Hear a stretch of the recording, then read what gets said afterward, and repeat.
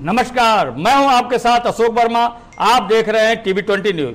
TV 20 news पर अपने अपने क्षेत्र की खबरें देखने के लिए बने रहिए हमारे साथ। अब शुरू करते हैं खबरों का सिलसिला। इस खबर के प्रायोजक हैं Purvanchal machinery agencies, Burma tower, Narauli, Tanishq showroom के नीचे, आजमगढ़।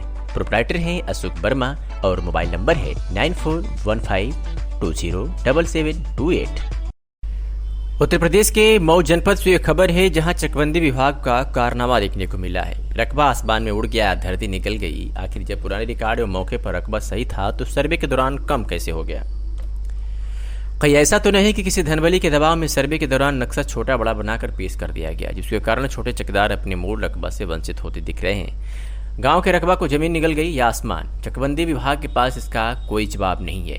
इसी क्रम में भारतीय सेना के रिटायर्ड सेना नायक राधेश्याम सिंह ने अपने मूल जोत से 2 बीघा का रकबा कम पाए जाने पर इतने मर्माहत दिख रहे हैं कि उनके पूर्वजों द्वारा बनाई गई धरोहर को चकबंदी विभाग किसके दबाव में आकर उनकी भावनाओं के साथ छेड़छाड़ किया। बातचीत के दौरान उन्होंने कहा कि हमने सेवा काल के दौरान सीमा की सुरक्षा बड़ी ही तत्परता से किया। भारत और पाकिस्तान की लड़ाई में भी महत्वपूर्ण योगदान दिया, लेकिन अपने ही पैतृक गांव में अपने पूर्वजों द्वारा बनाई गई जमीन की रक्षा करने में लाचार हो गया, जिसके संदर्भ में उनके द्वारा मऊ जनपद के जिला बंदोबस्त अधिकारी चकबंदी को एक आवेदन भी दिया गया। उन्होंने मौके पर आकर मौके की स्थिति से अवगत होकर पीड़ित किसान भूतपूर्व सैनिक के जख्मों पर मरहम न लगाकर नमक छिड़कते हुए उटपटांग बातें करते हुए चले गए।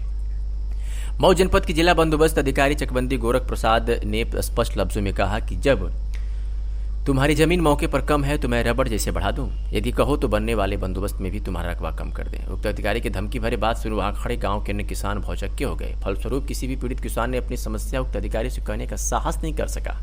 इन सब विसंगतियों को दूर करने हेतु गांव के पूर्व सेनानायक राधेश्याम सिंह एवं कुछ किसानों ने जिलाधिकारी को भी अपनी पीड़ा प्रार्थना पत्र के माध्यम से देकर उम्मीद की गुहार लगाए। कहने को तो अपना भारत कृषि प्रधान देश कहलाता है, लेकिन धनबल, बाहुबल, सत्ता बल, प्रशासन बल के आगे किसानों का दुखड़ा सुनने वाला इस धरती पर आज के समय में कोई नहीं है।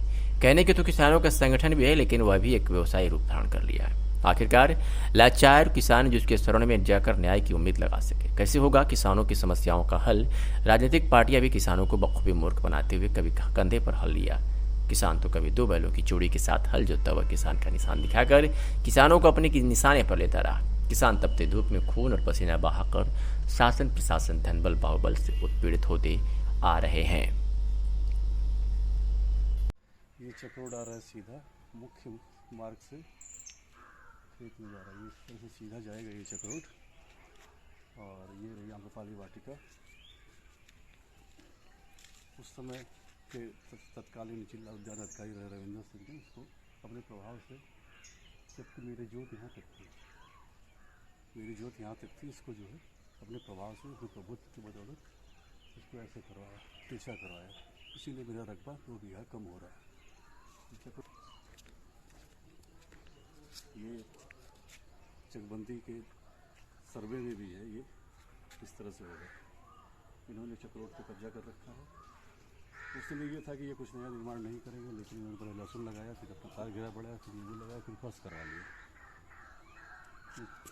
ये चक्रोड को पीछा करके ये आगे इसके बगल के चकदार जो हैं उसमें अपना सबमर्सिबल की बोरिंग करवा लिए हैं, सागवान लगवा लिए हैं, और ये ऐसे तिरछा होगा। जखूर जबकि सीधा है, इस तरफ सीधा है।